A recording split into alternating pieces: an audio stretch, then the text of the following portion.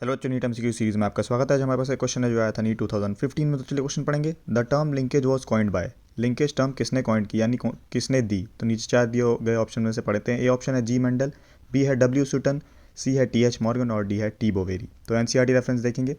ये लिंकेज और रिकॉम्बिनेशन के बारे में पैराग्राफ है एनसीईआरटी का। इसके अंदर जो मैंने येलो से अंडरलाइन किया उसको पढ़ेंगे। Morgan attributed this due to the physical association और linkage of two gene and coined the term linkage. यानी जो मॉर्गन था उसने ही लिंकेज टर्म को कॉइन किया, यानी लिंकेज टर्म दी। तो इस क्वेश्चन ने हमसे यही पूछा है कि लिंकेज टर्म किसने दी। तो इस क्वेश्चन का आंसर हमें मिल गया है, वो है मॉर्गन। तो देखते हैं कौन सा ऑप्शन मॉर्गन है। तो सी है टी एच मॉर्गन, तो इसको मार्क कर देंगे। तो thanks for watching, please like share and subscribe for more videos. Hello बच्चों, नीट एमसीक्यू सीरीज में आपका स्वागत है। हमारे पास एक क्वेश्चन है जो आया था नीट 2018 में। तो चलिए क्वेश्चन पढ़ेंगे। Which of the following characteristic represent inheritance of blood group. Blood group की जो इनहेरिटेंस है उसके अंदर कौन कौन सी कैरेक्टरिस्टिक्स होती हैं ह्यूमंस के अंदर। तो ए है डोमिनेंस, सेकंड है कोडोमिनेंस, थर्ड है मल्टीपल एलिज्म, फोर्थ है इनकम्प्लीट डोमिनेंस और फाइव है पॉलीजेनिक इनहेरिटेंस। तो नीचे मैंने इसको सॉल्व करके लिखा हुआ है, इसको देखेंगे। ABO blood group system in human beings is an example of dominance, codominance and multiple allelism. तो यानी जो ब्लड ग्रुपिंग सिस्टम है उसके अंदर डोमिनेंस, कोडोमिनेंस और मल्टीपल एलिज्म एक साथ होता है। एनसीईआरटी रेफरेंस देखेंगे, ये पढ़ेंगे जो रेड से मार्क है। ABO blood grouping also provides good example of multiple allelism. ये जो येलो वाला है इसको पढ़ेंगे। Codominance in F1 generation resemble both parents. A good example is different type of red blood cells that determine ABO blood grouping system. और जैसे कि आप ये देख सकते हैं, जब आई ए और स्मॉल आई या फिर आई बी और स्मॉल आई होता है तो इसके अंदर जो कैप आई ए यानी ए ब्लड ग्रुप आता है और आई बी के अंदर बी ब्लड ग्रुप आता है, तो यानी डोमिनेंस हो गया। तो इसके हिसाब से हमारे पास जो ऑप्शन हो गया वो हो गया बी, यानी डोमिनेंस, कोडोमिनेंस और मल्टीपल एलिज्म तीनों का एग्जांपल एक साथ। तो thanks for watching, please like share and subscribe. Hello बच्चों, नीट एमसीक्यू सीरीज में आपका स्वागत है। हमारे पास एक क्वेश्चन है जो आया था नीट 2015 में। तो चलिए क्वेश्चन पढ़ेंगे। अ प्लियोट्रोपिक जीन। प्लियोट्रोपिक जीन क्या होता है। तो चार ऑप्शन है हमारे पास। ए है control a trait only in combination with another gene, B है control multiple traits in an individual, C है is expressed only in primitive plants और डी है is a gene evolve during Pliocene. तो NCERT reference देखते हैं। NCERT में pleiotropy के बारे में क्या कहता है। तो जो ग्रीन से मार्क किया, अंडरलाइन किया हुआ, उसको पढ़ेंगे। However instances where a single gene can exhibit multiple phenotypic expression such a gene is called pleiotropic gene. यानी अब जब एक जीन जो मल्टीपल फिनोटाइपिक एक्सप्रेशन को एक्सप्रेस करता है तो उसको प्लियोट्रॉपिक जीन कहते हैं। यानी एक जीन खूब सारे फिनोटाइपिक एक्सप्रेशंस दिखाता है। तो ऐसा कौन सा ऑप्शन है। तो बी ऑप्शन ऐसा हमारा जिसके अंदर कहता है control multiple traits in an individual. तो इसको मार्क कर देंगे। तो thanks for watching, please like share and subscribe for more videos. Hello बच्चों, नीट एमसीक्यू सीरीज में आपका स्वागत है। आज हमारे पास एक क्वेश्चन है जो आया था नीट 2019 में। तो चलिए क्वेश्चन पढ़ेंगे। What is the genetic disorder in which an individual has an overall masculine development, gynaecomastia and is sterile.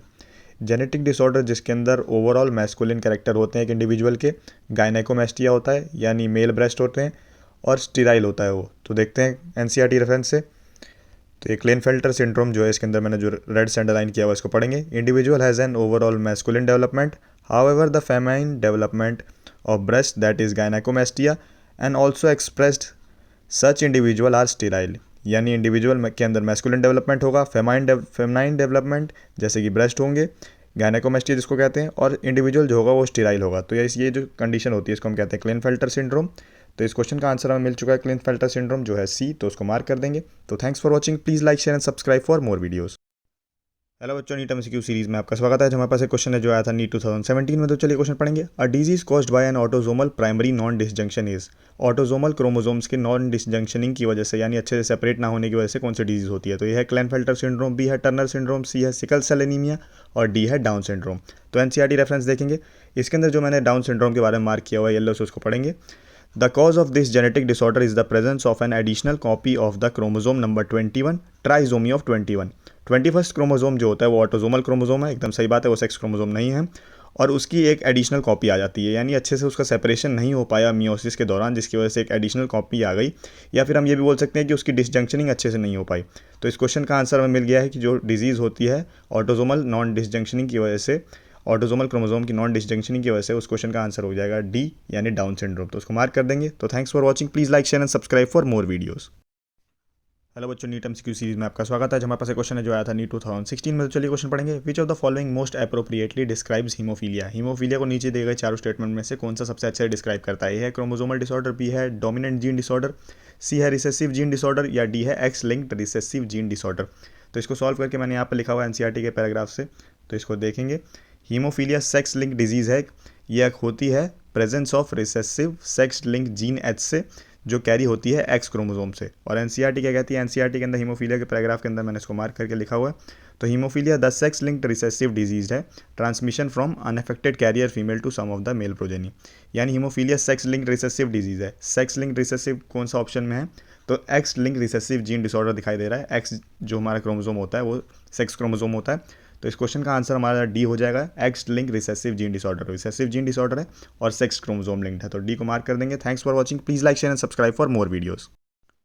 Hello बच्चों, नीट एमसीक्यू सीरीज में आपका स्वागत है। जो हमारे पास एक क्वेश्चन है जो आया था नीट 2014 में, तो चलिए क्वेश्चन पढ़ेंगे। A human female with Turners syndrome, एक ह्यूमन फीमेल है जिसके अंदर टर्नर सिंड्रोम है, तो उसके चारों ऑप्शन में से कौन सा करेक्ट है। A has 45 chromosome with XO, B has an additional X chromosome, C है एग्जिबिट्स मेल कैरेक्टर, या डी है is able to produce children with normal husband. तो एनसीईआरटी रेफरेंस देखेंगे। जो टर्नर सिंड्रोम का एनसीईआरटी रेफरेंस है उसको मैंने येलो से अंडरलाइन किया हुआ है, उसको मार्क करके देखेंगे, पढ़ेंगे। Such a disorder is caused due to absence of one of the X chromosome, that is 45 plus XO. Such female are sterile as ovaries are rudimentary. Beside other feature including lack of secondary sexual characters, यानी female जो होगी sterile होगी, X chromosome एक missing होगा यानी 45 plus XO होगा, और rudimentary features होंगे। तो इस क्वेश्चन का आंसर हमारा हो जाएगा ए, यानी 45 क्रोमोसोम विद XO। तो इस क्वेश्चन का आंसर को मार्क कर देंगे। Thanks for watching, please like share and subscribe for more videos. Hello बच्चों, नीट एमसीक्यू सीरीज़ में आपका स्वागत है। जो हमारे पास एक क्वेश्चन है जो आया था नीट 2013 में, तो चलिए क्वेश्चन पढ़ेंगे। Down syndrome in human is due to, Down syndrome जो होता है वो ह्यूमंस के अंदर किस वजह से होता है। तो चार ऑप्शन है हमारे पास।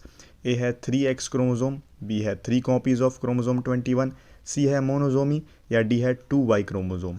तो एनसीईआरटी रेफरेंस देखेंगे डाउन सिंड्रोम का, इसको मैंने ये रेड ब्लॉक से मार्क किया हुआ है। डाउन सिंड्रोम के बारे में पढ़ेंगे। The cause of this genetic disorder is the presence of an additional copy of the chromosome number 21, trisomy of 21. This disorder was first described by Langdon Down 1866।